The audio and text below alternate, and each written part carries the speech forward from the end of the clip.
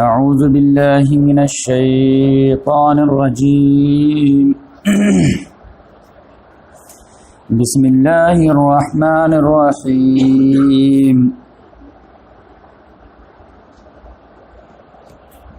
يا أيها النبي حرض المؤمنين على القتال إن يكن منكم 20 صابرون يغلبوا 200 وَإِن يَكُن مِّنكُم 100 يَغْلِبُوا أَلْفًا مِّنَ الَّذِينَ كَفَرُوا بِأَنَّهُمْ قَوْمٌ لَّا يَفْقَهُونَ الْآنَ خَفَّفَ اللَّهُ عَنكُمْ وَعَلِمَ أَنَّ فِيكُمْ ضَعْفًا فَإِن يَكُن مِّنكُم 100 صَابِرَةٌ يَغْلِبُوا 200 وَإِن يَكُن مِّنكُمْ 1000 يَغْلِبُوا 2000 بِإِذْنِ اللَّهِ وَاللَّهُ مَعَ الصَّابِرِينَ مَا كَانَ لِنَبِيٍّ أَن يَكُونَ لَهُ أَسْرَىٰ حَتَّىٰ يُثْخِنَ فِي الْأَرْضِ تُرِيدُونَ عَرَضَ الدُّنْيَا وَاللَّهُ يُرِيدُ الْآخِرَةَ وَاللَّهُ عَزِيزٌ حَكِيمٌ لولا كتاب من الله سبق لمسكم فيما أخذتم عذاب عظيم فكلوا مما غنمتم حلالا طيبا واتقوا الله إن الله غفور رحيم صدق اللہ العظیم۔ محترم سامعین کرام، ابھی آپ لوگوں کے سامنے سورہ انفال کی ایک چھوٹا سا رکوع جو ہے 5 آیات کی وہ تلاوت کی گئی ہیں۔ آیت نمبر 65 سے لے کر کے آیت نمبر 69 تک، 65 سے 69 تک۔ تو آج انشاءاللہ سیرت النبی کا سلسلہ ہم آگے بڑھائیں گے۔ الحمدللہ 12 ایپیسوڈ ہو چکے ہیں اور ہم لوگ جنگ بدر تک پہنچ چکے ہیں، بلکہ جنگ بدر جیت بھی چکے ہیں۔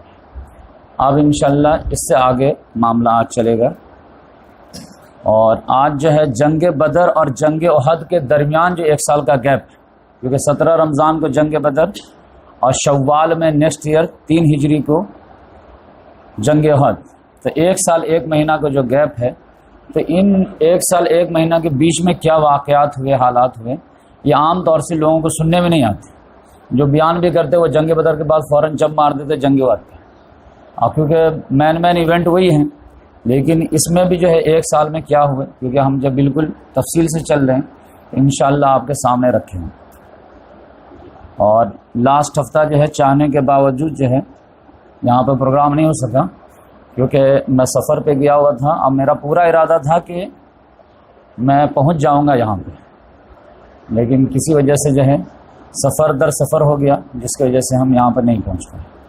پھر اس کے بعد طبیعت بھی خراب ہو گئی، آج الحمدللہ طبیعت کچھ بحال ہے۔ تو دیکھیے جنگ بدر جو ہے 17 رمضان المبارک 2 شوال کو 2 ہجری کو ہوئی، اور سمجھے کہ محمد صلی اللہ علیہ وسلم ربیع اول کے مہینے میں آئے ہیں، تو ربیع اول سے ربیع الاول 1 سال، پھر ربیع اول، ربیع الثانی، جمادی الاول، جمادی الثانی، رجب، شعبان، رمضان، 1.5 سال کے بعد جو ہے جنگ بدر ہوئی۔ اس میں جو ہے معاملہ ایسا ہوا کہ اللہ تبارک و تعالیٰ کی خصوصی مدد آئی، اور اسپیشل اللہ تعالیٰ کا جو ہے فرشتوں کے ذریعے سے یہ مدد ہوئی، اور 313 نہتے ہونے کے باوجود 1000 جو کیل کانٹے سے لیس تھے اور سارے جنگجو نوجوان تھے ادھر سے، اور ان کی جو شکست فاش ہوئی اور مسلمانوں کو فتح مبین نصیب ہوئی، اور بہت ہیومن لائف کے کاسٹ پہ مسلمانوں کو جیت نصیب ہوئی۔ ایز اے لاسٹ رزلٹ کیا نکلا تھا کہ مسلمانوں کے طرف سے جو ہے 14 لوگ شہید ہوئے، 6 جو ہے مہاجرین میں سے اور 8 جو ہے انصار میں سے، تو 8 6 14، اور کفار کے جو ہے 70 مارے گئے اور 70 شہید ہوئے، اور اس میں سے جو ہے 70 میں سے کم 24 ایسے تھے 2 درجن جو بالکل سردار لیول کے تھے، عام لوگ نہیں تھے۔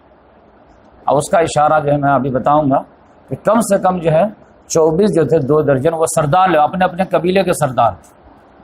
تو پھر سمجھیے کہ مکہ جو ہے خالی ہی ہو گیا تھا، پھر جو لائق نہیں تھے وہ جو ہے سردار بن گئے تھے. تو اس لحاظ سے جو ہے جنگ بدر میں جو ہے ابو جہل کے قتل تک ہم لوگ پہنچ گئے تھے، اور اس کے بعد جو ہے جنگ فنش ہو گئی تھی. لیکن اس کے بعد کیا ہوا، عام طور سے محمد صلی اللہ علیہ وسلم کا معمول یہ ہوتا تھا کہ جنگ کے بعد محمد صلی اللہ علیہ وسلم 3 دن تک میدان جنگ میں ہمیشہ ٹھہرتے تھے، تاکہ جو ہے لاشوں کا جو مسئلہ ہے اس کو بھی جو ہے کلیئر کیا جائے، مسلمان لاش کو کیسے دفنایا جائے، کافروں کے لاشوں کو کیسے ٹھکانے لگائے جائیں، مال غنیمت کا اگر کوئی مسئلہ ہے، کوئی زخمی ہے، کوئی تیمارداری ہے، بہت سارے، یا پھر یہ ہے کہ کوئی کافر یہ نہ سمجھے کہ ڈر کے بھاگ گیا، بھائی ہم میدان میں اڑے ہوئے ہیں، آنا ہے تو پھر دوبارہ آ جاؤ. تو یہ محمد صلی اللہ علیہ وسلم نے اپنا ایک عام اصول بنا لیا تھا کہ 3 دن تک محمد صلی اللہ علیہ وسلم میدان جنگ میں رہتے تھے. تو اس میں کیا ہوا کہ یہ جو خبر ہے یہ جو دونوں طرف، ایک مکے میں بھی پہنچنی تھی یہ خبر اور ایک مدینے میں بھی پہنچنی تھی. تو اس کا یہ بہت دلچسپ واقعہ ہے، تو میں سنا دیتا ہوں کہ مکے والے جو ہے وہ جب ان کے قدم اکھڑ گئے تو بھاگے، تو کوئی سسٹمیٹک انداز میں نہیں بھاگے، جس کو جیسے سینگ سمایا وہ بھاگے.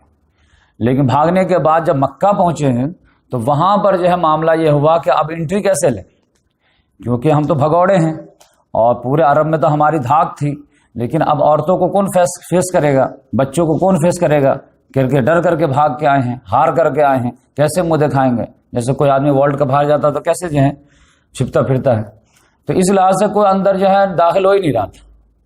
تو اس میں جو ہے ایک آدمی تھا حیثمان نام کا، تو وہ آدمی جو ہے داخل ہوا اور ڈائریکٹ جب پہلے خانہ کعبہ پہنچا ہے، حواس باختہ تھا، حالت خراب تھی.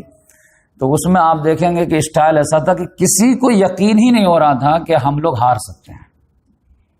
ایک تو پہلے سے پرانے ریتی رواج ہے کہ عرب میں جو قریش کسی سے نہیں ہارے، وہ تو مرد میدان واقعی میں ہوتے ہیں، وہ تو کسی سے نہیں ہارے.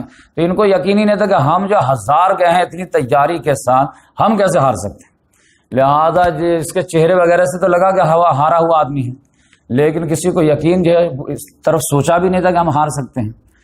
تو صفوان جو ہے امیہ کا بیٹا، یہ بہت باڈی بلڈر تھا، ڈیل ڈال والا آدمی تھا، یہ حتیم میں بیٹھا ہوا تھا. تو یہ جیسے ہی جو ہے گھوڑے لے کر کے اندر گیا ہے یہ ہے سامان، سب لوگ پوچھنے لگے کیا ہوا کیا ہوا کیا ہوا. وہ بولا کہ ہار گئے. کہا ہار گئے؟ ابو جہل وہ مارا گیا، عتبہ مارا گیا، شیبہ مارا گیا، امیہ مارا گیا، سب مارا گیا.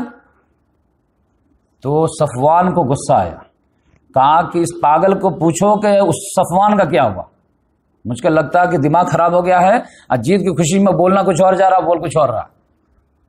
میرے بارے میں پوچھو تو صفوان کا کیا ہوا. تو سوچا کہ لگے تو بول دے گا وہی مارا گیا، تو پھر پتہ چل جائے گا کہ اس کے ہوش ٹھکانے نہیں ہیں. اس نے کہا صفوان وہ حتیم میں بیٹھا ہوا. تب لوگوں کو لگا ارے بات کچھ ہے، اس تو جوش میں ہوش نہیں کھویا ہے، بات کچھ کلیئر کر رہا. تو اس طرح سے جو ہے لوگوں کو یقین نہیں ہو رہا تھا کہ ہم ہار سکتے ہیں، جس کو ہم 13 سال تک جو ہے مسلمانوں کو مارتے تھے، پیٹتے تھے، ہمارے رحم و کرم پہ رہتے تھے، جس کو چاہے ٹارچر کر دے، جس کو چاہے شہید کر دیے، اور وہ یونائٹ ہو کر کے ہمارا یہی کر دیا، پورے جو ہے مطلب اعلیٰ قسم کے ہمارے نسل کو ختم کر دیے. تو اس کے بعد جو ہے پھر ایک واقعہ سے آپ کو اندازہ ہوگا کہ ابو رافع ایک صحابی ہیں، وہ محمد صلی اللہ علیہ وسلم کے مولا تھے، بعد میں محمد صلی اللہ علیہ وسلم ان کو آزاد کر دیے تھے، لیکن شروع میں وہ جو ہے وہ حضرت عباس رضی اللہ تعالیٰ عنہ کے غلام تھے.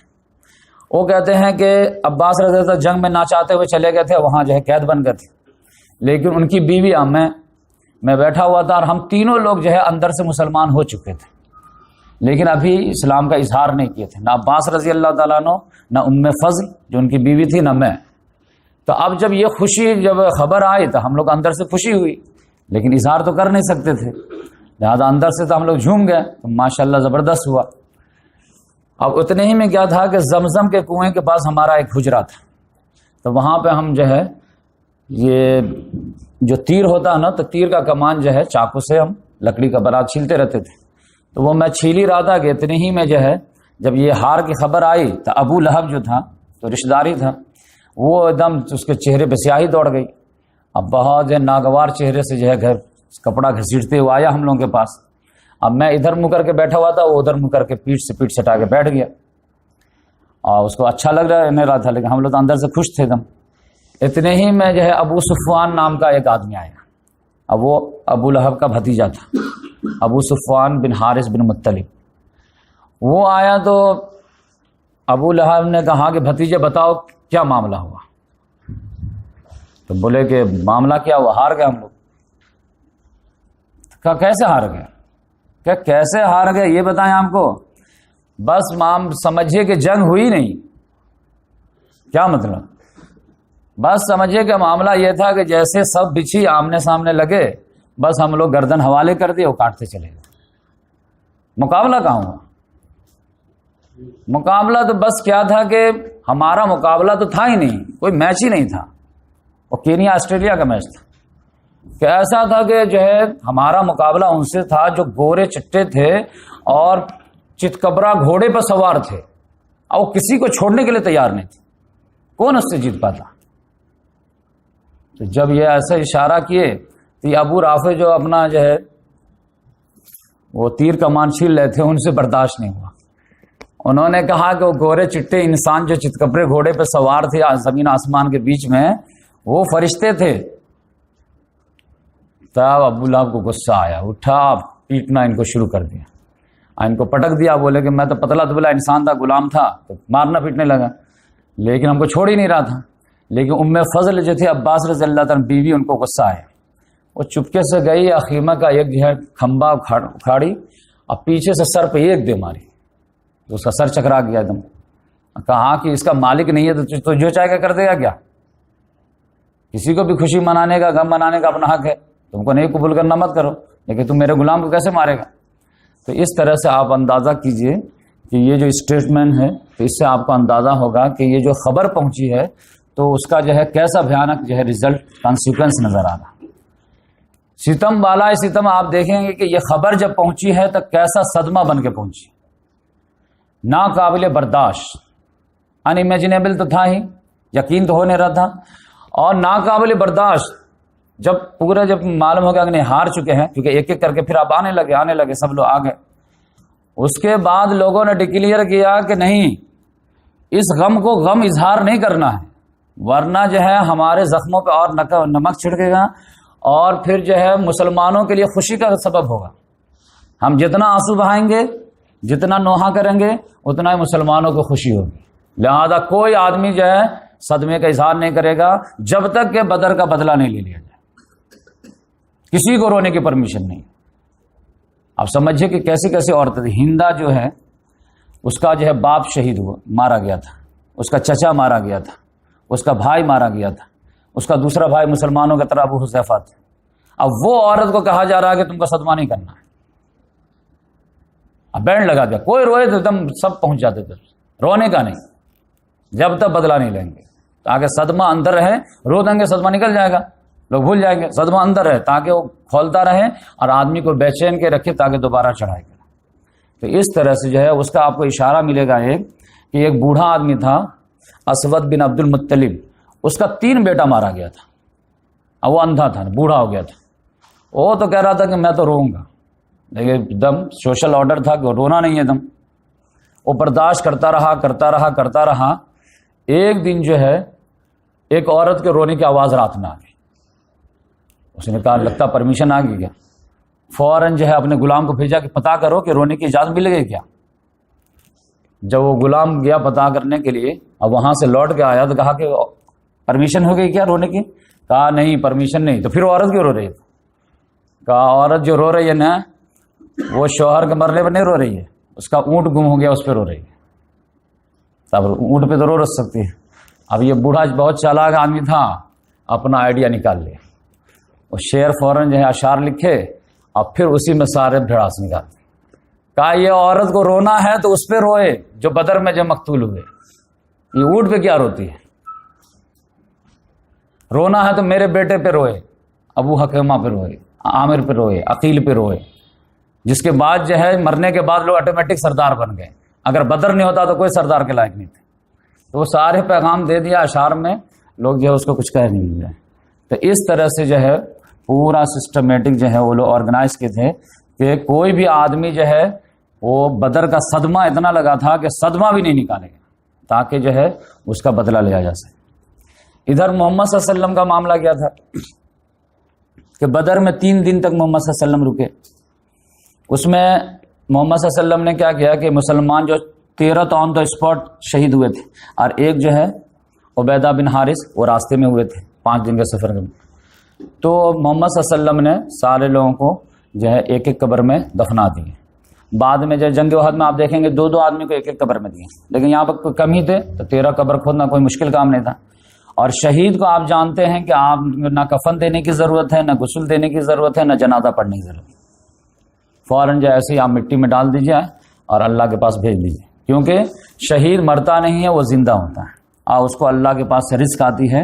اور اللہ تعالیٰ نے کہا کہ اس کو جو ہے کوئی جو ہے نہ جنازے کی نماز کی ضرورت ہے، نہ غسل کی ضرورت ہے، نہ کفن کی ضرورت ہے، کیونکہ قیامت میں ہم اس کو ایسے ہی اسی حالت میں اٹھاؤں گا. اس کے جسم کو کیڑے مکوڑے بھی نہیں کھائیں گے، مٹی بھی نہیں کھائیں گے. اور پھر جب آخرت میں ہم ایسے اٹھائیں گے تو پھر لوگوں کو دکھا دیں گے کہ اس آدمی سے میں کیا حساب لوں. جو آدمی اسلام کے لیے جان دیا ہے تو جان سے پیاری تو کوئی چیز نہیں ہے. تو اب اس کے بارے میں جو ہے زکوٰۃ کے بارے میں حساب لیا جائے گا کہ تم زکوٰۃ دیتے تھے کہ نہیں دیتے تھے. بھائی وہ جان دے کر گیا، وہ زکوٰۃ کر دیں. انسان کی نگاہ میں سب سے زیادہ جان کی اہمیت ہوتی ہے. اس میں جو ہے زیادہ نیت وغیرہ کے بارے میں یہ ہو جائے گا، ورنہ جان سب سے زیادہ پیاری ہے. لہٰذا اللہ تعالیٰ نے یہ پروٹوکول دیا شہید کو کہ اس کو کوئی ضرورت نہیں جنازے کی، کوئی ضرورت نہیں غسل کی، کوئی ضرورت نہیں کفن کی. ایسے تو میرے پاس ہے اور ایک سمبل ہو کہ یہ ہے مرٹائر. تو اس کے بعد جو ہے محمد صلی اللہ علیہ وسلم مسلمان صحابہ کرام جو شہید ہوئے تھے ان کو اچھی طرح دفنا دیے. اب کافروں کی باری ہے، 70 لاشیں ان کی بھی پڑی تھی، وہ لوگ تو بھاگ گئے تھے، اور قیدی بھی تھے ان کے پاس 70. تو 70 کو قید کر کے رکھ لیے. اور پھر جو ہے ایک بڑا سا اندھا کنواں تھا، ایک دم کالا ڈارک. اس میں جو ہے لاشوں کو گھسیٹ کے بولے کہ ڈال دو اسی میں. تو 2 درجن سرداروں کو گھسیٹ کے ڈال دیا گیا.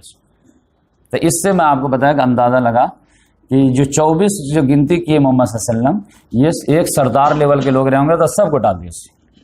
اب بقیہ کو بولے کہ جہاں جہاں موقع ملے، جہاں پہ سوکھا کنواں سب ہے اس میں ڈال دو اور پتھر سے پاٹ دو، اس لائق ہی ہیں. تو اس میں جو ہے جب گھسیٹ کے ڈال رہے تھے تو ایک واقعہ پیش آیا. حذیفہ رضی اللہ تعالیٰ عنہ جو عتبہ کے جو لڑکے تھے، جب ان کے والد کے جو ہے لاش کو گھسیٹی جا رہی تھی تو ان کے چہرے پہ ناگواری کا اثر آ گیا. تو محمد صلی اللہ علیہ وسلم دیکھے تو محمد صلی اللہ علیہ وسلم نے فرمایا، حذیفہ تم کو اچھا نہیں لگا کیا؟ کچھ دل میں تو انہوں نے کہا کہ یا رسول اللہ بات ایسی نہیں ہے، مجھے کوئی صدمہ ودمہ نہیں ہے کہ والد صاحب کے اس پہ، کیونکہ آپ جب کفر پہ مرے ہیں تو ہمیں کوئی انٹرسٹ نہیں ہے. تو یہ چہرے پہ جو تمہارے آثار ہیں وہ بولے چہرے پہ آثار ہیں، وہ ریزن دوسرا ہے. وہ ریزن یہ ہے کہ مجھے میرے والد سے امید تھی کہ یہ اتنا انٹیلیجنٹ تھے تو مجھے نہیں لگتا تھا کہ اتنا ذہین انسان جو ہے اسلام سے دور رہے گا. تو مجھے پورا یقین تھا کہ آج نہ کل نہ پرسوں جو ہے وہ اسلام قبول کر لیں گے، لیکن آج مجھے اپنا جو ایکسپیکٹیشن فیل نظر آ رہا ہے، اس کی وجہ سے مجھے دکھ ہو رہا ہے. ورنہ یہ نہیں کہ ان کے جو ہے کفر پہ مرنے کی وجہ سے مجھے کوئی مسئلہ ہے. تو محمد صلی اللہ علیہ وسلم کو لگا کہ بات صحیح ہے. اس کے بعد جو ہے 3 دن کے بعد جو ہے مال غنیمت کا مسئلہ آ گیا. ایک صحابی کہتے ہیں کہ دیکھیں ہم لوگ جو ہے مدینہ سے نکلے تھے اور بدر میں پہنچے، اور پھر ہم لوگ 3 گروپ میں جو ہے نیچرل ڈیوائڈ ہو گئے. جب آمنے سامنے دشمن سے ہوا کہ جنگ جب شروع ہوئی تو ایک فریق جو ہے وہ دشمن کو دوڑانے لگا، دوسرا ایک گروپ جو تھا وہ محمد صلی اللہ علیہ وسلم کی حفاظت کے لیے جو ہے پورا مورچہ باندھ لیا، اور تیسرا گروپ جو ہے وہ مال غنیمت سمیٹنے لگا. تو اب تینوں اپنے اپنا کام کر رہے تھے. لیکن جب شام ہوئی، جنگ ختم ہو گئی تو پتہ چلا پورا مال غنیمت اس کے ہاتھ میں جو کچھ نہیں کیا ہے. تو دوڑانے والے بولے کہ بھائی ہمارا حصہ ہے، تو کہا نہیں ہمارا ہاتھ لگا ہمارا. تو جو محمد صلی اللہ علیہ وسلم حفاظت میں، تو کہا بھائی سب سے اعلیٰ کام تو میں کر رہا تھا. تو اس طرح سے جو ہے تو میں ہو گیا، اب کوئی کسی کو دینے کے لیے تیار نہیں ہوا.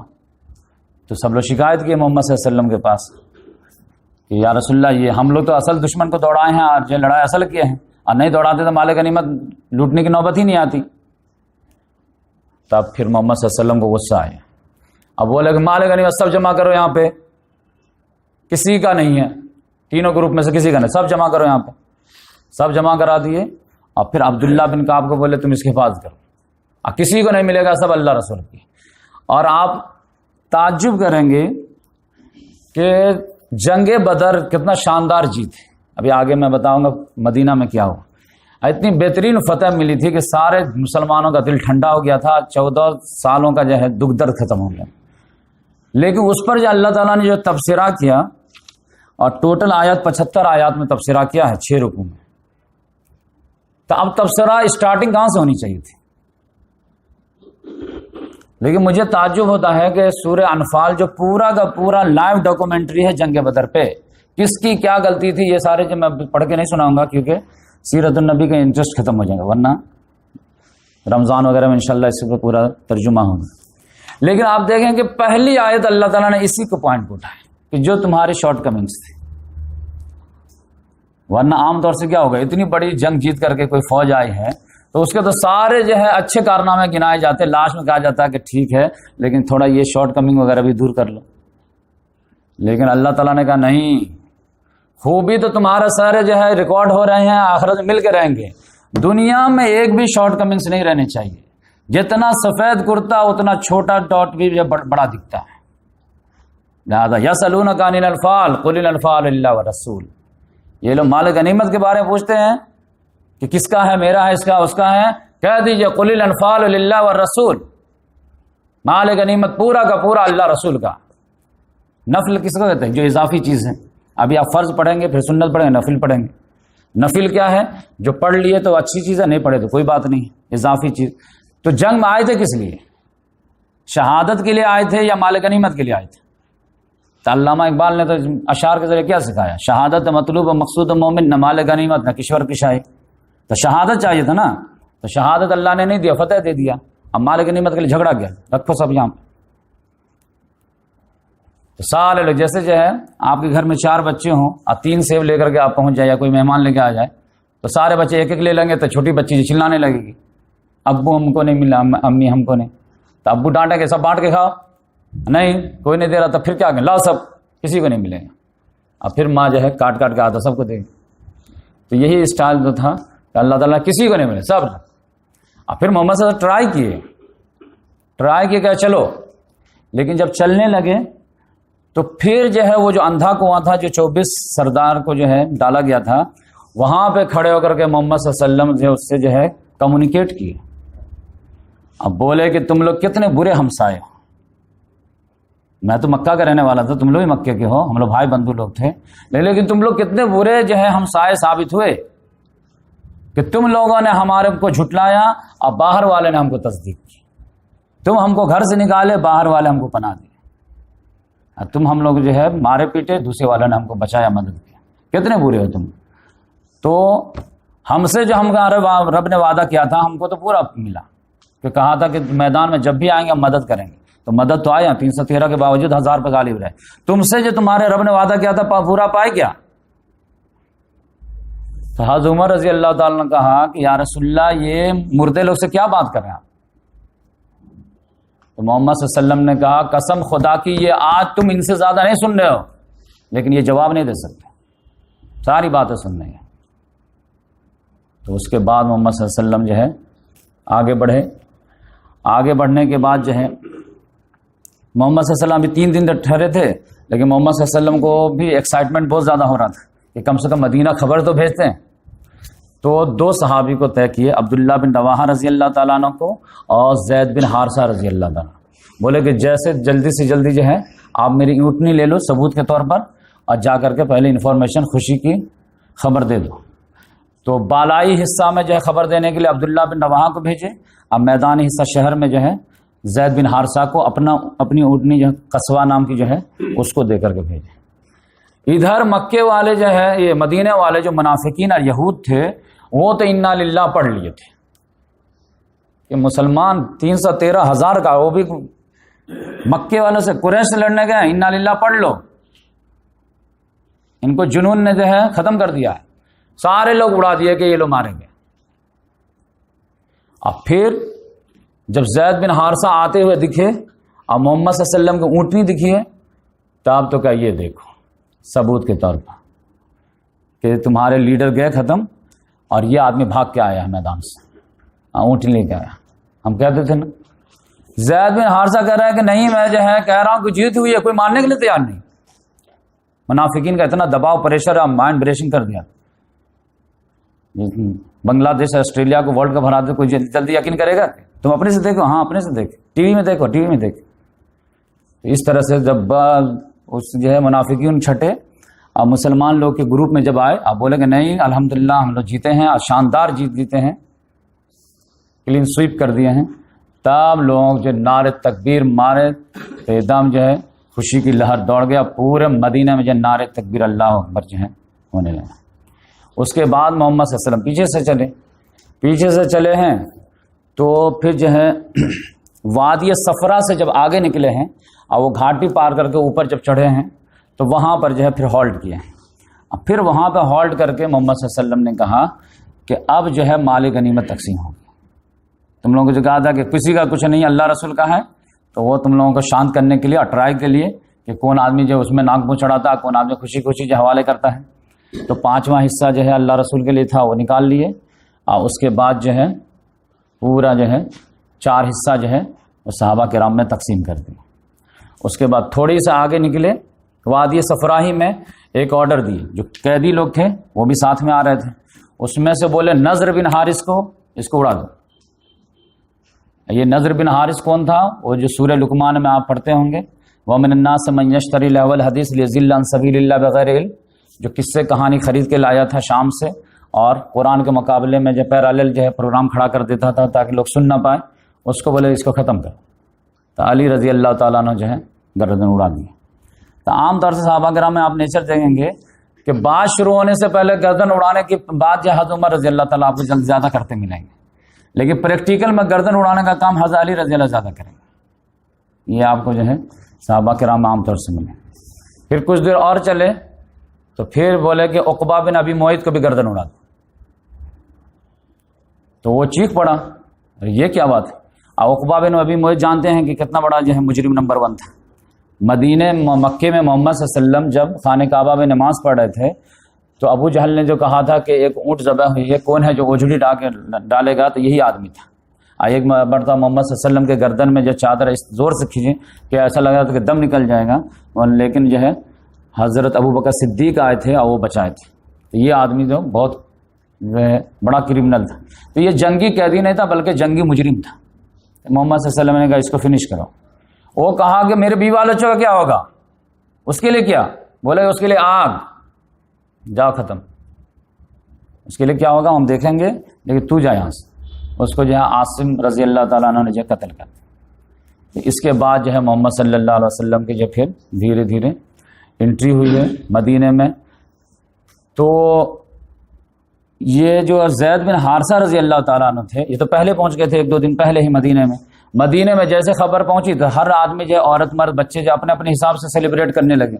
لیکن اس میں جو کچھ سردار لیول کے آدمی تھے تو وہ جو ہے اونٹ وغیرہ گھوڑا لیے اور تھوڑا دور آگے بڑھ گئے کہ باہری سے سیلیبریٹ کرتے ہیں محمد صلی اللہ علیہ وسلم. تو اس میں جو ہے اسید رضی اللہ تعالیٰ عنہ, یہ سردار تھے مدینے کے, وہ لوگ آ کر کے محمد صلی اللہ علیہ وسلم سے جو ہے ایک گھاٹی میں آ کے ملے دور ہی. تو پوچھے کہ کیا حال رہا؟ تو ایک صحابی تو اس میں سلام بن ابی سلمہ, انہوں نے کہا کہ کیا رہا, جنگ میں تو کوئی مزہ ہی نہیں تھا. کہا کیوں؟ اتنی شاندار جیت ہوئی, مزہ ہے. کہا کہ جو ہے گنجے بوڑھوں سے ہمارا مقابلہ تھا جو اونٹ کی طرح تھے, کوئی کام ہی کے نہیں تھے, ان کو ہم لوگ کاٹ کے رکھ دیے. تو محمد صلی اللہ علیہ وسلم مسکرائے, بولے کہ وہ اونٹ کی طرح نہیں تھے, وہ سردار لوگ تھے. وہ تو اللہ کی مدد آئی جس کی وجہ سے تم اچھے آرام سے مار لیے, ورنہ عتبہ بن ربیعہ جو ہے 1000 آدمی کے برابر تھا, وہ یہ اتنا آسانی سے ختم ہونے والا نہیں تھا. تو وہ تو اللہ تعالیٰ نے جو کہا کہ ہم غیبی مدد کے ذریعے سے ان کے دلوں میں خوف ڈال دیے تھے, ڈر ڈال دیے تھے, اور تم کو ہمت ڈال دیے تھے, اور اس کی نگاہ میں تمہاری تعداد بڑھا دیے تھے, تمہاری نگاہ میں اس کی تعداد کم کر دیے تھے, جس کی وجہ سے تم گاجر مولی کی طرح آرام سے فنش کر دیے, ورنہ وہ گنجے بوڑھے کی طرح نہیں تھے. تو محمد صلی اللہ علیہ وسلم نے ان کو سمجھایا کہ وہ قوم کے سردار تھے وہ لوگ. پھر اسید بن حضیر رضی اللہ تعالیٰ عنہ بولے یا رسول اللہ, وہ اپنا ایکسکیوز دیے کہ وہ جو آپ نکلے تھے نا تو ہم لوگ پیچھے رہ کے اتنا جو ہے مطلب بہادر آدمی, آپ سوچیں گے کہ مدینہ میں یہ کیسے رہ گیا, تم کیوں نہیں شامل ہوئے؟ تو خود سے ہی جب بنا پوچھے ایکسپلینیشن دیے کہ یا رسول اللہ معاملہ یہ تھا کہ آپ لوگ جب نکل رہے تھے نا تو ہم لوگ کو شان و گمان بھی نہیں تھا کہ آپ جو ہے دشمن سے ٹکرانے جا رہے ہیں. ہم لوگوں کو تو لگا کہ وہ جیسے 7-8 پہلے قافلہ کو جو ہے پیچھا کیے تو ویسے ایک قافلے کو پیچھا کرنے جا رہے ہیں. اس کے لیے جو 300 اس بار تو سب سے زیادہ تعداد تھی, تو اس کی وجہ سے ہم لوگ جو ہے وہ ضروری نہیں سمجھے, جس کی وجہ سے ہم پیچھے رہ گئے. ورنہ ہم بھی بہادر ہیں اور ہم بھی جو ہے ایمان سے لبریز ہیں. تو ہمیں اگر معلوم ہوتا کہ جنگ کے لیے جا رہا تھا تو کبھی ہم پیچھے نہیں رہتے. محمد صلی اللہ علیہ وسلم نے کہا تم سچ کہتے ہو, آئی بلیو اٹ, لیکن جو ہونا تھا ہوا, اب تم محروم رہتا ہوں, میں کیا کر سکتا. تو اس طرح سے محمد صلی اللہ علیہ وسلم مدینے میں آئے تو ایسا امپیکٹ پڑا اور ایسی خوشی کی لہر ہوئی کہ آپ اندازہ کیجئے کہ عبداللہ بن ابی بھی جو ہے, جو 1 سال سے ویٹ کر رہا تھا 1.5 سال سے, اب مسلمانوں کے ساتھ تھا, مہمان ٹھہرانے کے لیے سب سے پہلے وہی ریکویسٹ کیا تھا, لیکن آج تک وہ جو ہے ایمان قبول نہیں کیا تھا.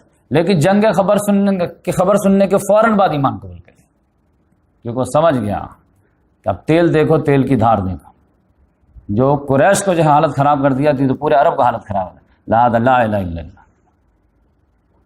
اور پھر اس کے بعد منافقت, وہ سمجھ گیا کہ جو ہے اب جو ہے مطلب ان کے اگینسٹ میں جا کر کے اب ان کے خلاف ہم کچھ نہیں کر سکتے. ہاں, آستین کا سانپ بن کر کے ان کو ڈسا جا سکتا. تو ایمان قبول کر لیا.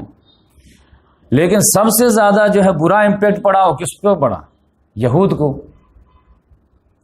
یہود کا کیا ہے کہ یہ جنگ بدر ایسا جو ہے سماعت بنا دیا نا, کہ نہ صرف یہ کہ ان کی دھاک بیٹھ گئی بلکہ یہ بھی بیٹھ گئی کہ یہ لوگ حق پہ. کیونکہ جنگ بدر سے فوراً پہلے جو ہے نا ابو جہل لگاتار دعائیں کیا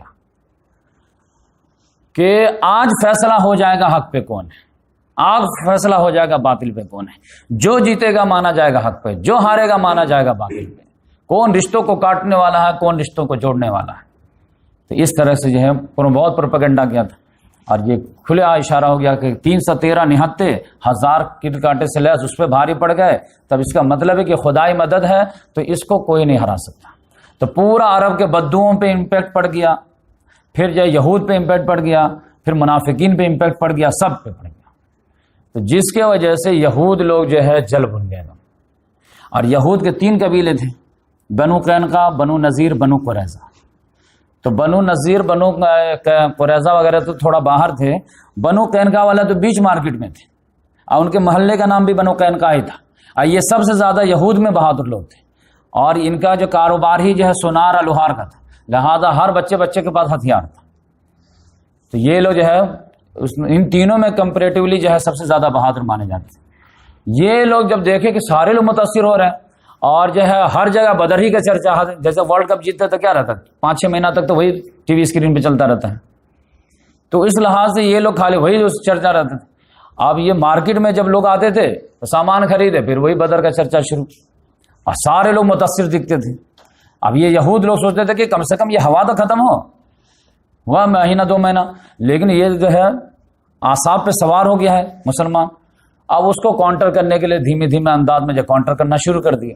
ارے کیا ہے, چلو, ارے کیا ہے یہ, ارے وہ.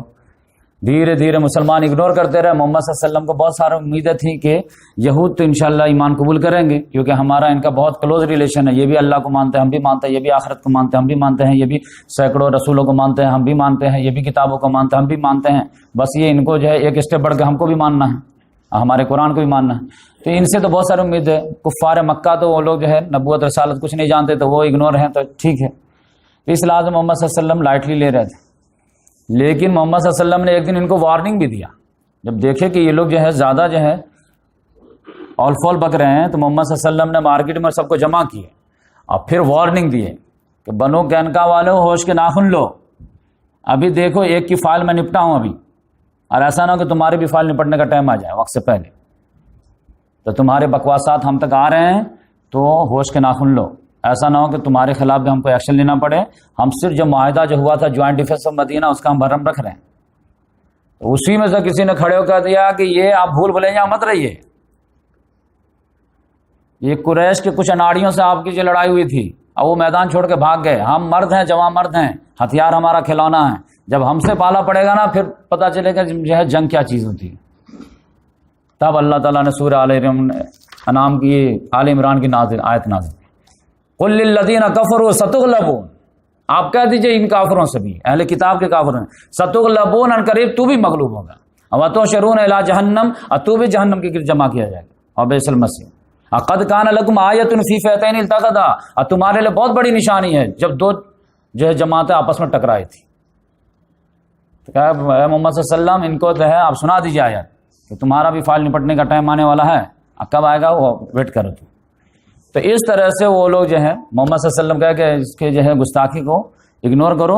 اور ابھی چونکہ قریش کا کیا رسپانس آتا اس کے بعد 10 ہی دن کے بعد آ جاتے ہیں یا سال بھر کے بعد آتے ہیں، تو پہلے تو ہم کو مین دشمن پہ فوکس کرنا ہے اور ان کے بکواس کا بھی اگنور کرو. لیکن وہ محمد صلی اللہ علیہ وسلم جو اس کی وجہ سے اگنور کر رہے تھے، ان کے حوصلے بلند ہو رہے تھے کہ بیچ بجمے میں ہمارا ایک سردار نے ٹوک دیا، کچھ نہیں کیا، لہذا وہ بڑھتا گیا حوصلہ، یہاں تک کہ وربل سے فزیکل پہ آ گئے. وربل سے فزیکل پہ کیا آ گئے، اور جس کی وجہ سے محمد صلی اللہ علیہ وسلم کو ایک سخت نوٹس لینا پڑا. اور وہ کیا تھا کہ ایک مسلم عرب عورت تھی، وہ جو ہے کچھ مارکیٹ میں بیچنے کے لیے آئے، اس سے اس کو کچھ پیسہ حاصل ہوا. پھر اسی پیسے سے جو ہے سونار کے دکان پہ گئے کچھ خریدنے کے لیے، وہاں پہ 4-5 یہودی لڑکے بیٹھے ہوئے تھے، وہ مزہ لینا شروع کر دیے. اب بولے کہ چہرہ دکھائیے. انہوں نے کہا سامان دکھانے کی بات کر رہے ہیں تو چہرہ دکھانے کی کیا بات کر رہا ہے، تو سامان دو. تو وہ مذاق کرنے لگے. مذاق ہی میں جو ہے وہ آگے بڑھ گئے کہ ایک لڑکا پیچھے آیا اور ان کا پلو جو ہے ایک رسی میں باندھ دیا اور اوپر جو ہے کسی طرح ٹانگ دیا. اب بات بیچاری جو ہے کر رہی تھی. اب پھر جب وہ سودا ودا لینے جو تھا کام ہو گیا تو بیچاری اپنا اچانک اٹھی تو اس کا پورا کپڑا اٹھ گیا. تو اس طرح وہ جو ہے بالکل جو ہے انسلٹ ہو گئے. تو وہ چیخی چلائی. تو بغل 2-4 دکان کے بعد جو ہے ایک مسلمان لڑکے کی بھی دکان تھی، وہ دوڑا ہوا آیا، کیا ہوا کہا دیکھیں ہمارے ساتھ یہ بدتمیزی کیا، اس نے کسی نے بدتمیزی کیا، اسی نے کیا، اس کو گردن اڑا دیا. عرب والے کے تو یہ مزاج تھا، بات کم کرتے تلوار زیادہ چلاتے تھے. پھر سارے یہودی کو لگا ہمارے یہودی کو مار دیا، سب لوگ مل کے اس کو مار دیے. تو اب اس سے جو ہے پینک کریٹ ہو گیا. خبر محمد صلی اللہ علیہ وسلم تک پہنچی. سارے جو لڑکا جو مسلمان قتل ہوا تھا وہ سارے لوگ محمد صلی اللہ علیہ وسلم کے پاس پہنچ گئے. یا رسول اللہ یہ دیکھیے اب اس کے حوصلے تو اتنے بلند ہو گئے ہیں کہ ایک مسلم خاتون کے ساتھ چھیڑ چھاڑ کرتا ہے. محمد صلی اللہ علیہ وسلم نے حمزہ رضی اللہ تعالیٰ عنہ کو بولے کہ تیاری کیجیے. جھنڈا دیے، بولے کہ گھیراؤ کیجیے. اس کا گھیراؤ کیے تو 500 صحابہ کرام تیار. جھنڈا دیا حمزہ رضی اللہ تعالیٰ عنہ کو، اب پورا مارکیٹ کو بلاک کر دیا. اور یہ اتنی بڑی بڑی جو ڈینگا مار رہے تھے، آتے دیکھے کہ سب لوگ جو اپنے قلعہ میں گھس گئے، کوئی لڑنے کے لیے تیار نہیں. محمد صلی اللہ علیہ وسلم نے کہا نہیں قلعہ کو بھی گھیرو، اب میں تو نہیں بخشوں گا. اب قلعہ کو گھیرے تو پھر قلعہ اندر سے بند کر لیا. اب پھر اوپر سے کہ کتنا دن آپ ویٹ کریں گے. محمد صلی اللہ علیہ وسلم نے جو ہے خاموش جو ہے میسج دیے کہ میں قیامت تک بیٹھوں گا، نہیں چھوڑوں گا نہیں میں تم کو. تو یہ 15 شوال سے لے کر کے ذیقعدہ تک، ایک ذیقعدہ 15 دن تک محاصرہ کنٹینیو جاری رکھے. اب بولے جب تک تو سرنڈر نہیں کرے گا تب تک نہیں، اور جتنا لیٹ کرے گا تو اتنا زیادہ ورس پنشمنٹ دوں گا میں. زیادہ جو شانتی سے آ جائے گا تب تو ٹھیک ہے، اب زیادہ تنگ کر کے جو ہے یہ کرے گا تو پھر تو اسی حساب سے میں پنشمنٹ بھی دوں گا. تو ان لوگوں کو لگا کہ زیادہ غصہ نہ ہو جائے تو 15 دن کے بعد سرنڈر کرے. اچھا ٹھیک ہے آپ جو فیصلہ کریں گے منظور. بولیے ہتھیار ڈالیں. ہتھیار ڈالے. محمد صلی اللہ علیہ وسلم نے کہا کہ ٹھیک ہے اب میں فیصلہ کرتا ہوں. تو تیور ہی سے پتا چل گیا کہ محمد صلی اللہ علیہ وسلم کسی کو بخشنے والے نہیں. 700 نوجوان تھے لڑنے والے، اور اس میں بھی جو 400 ننگے بدن والے لڑنے والے تھے اور 300 زیرہ پہنے ہوئے تھے. اب 500 سے گھراؤ گیا تھا، 700 کی حالت خراب ہو گئی. آپ کہے گا عورتوں بچوں کو چھوڑ دو، یہ 700 کا نہیں پڑ دو. لیکن یہ اب عبداللہ بن ابی جو تھا منافق، یہ 1 مہینہ پہلے ہی جو ہے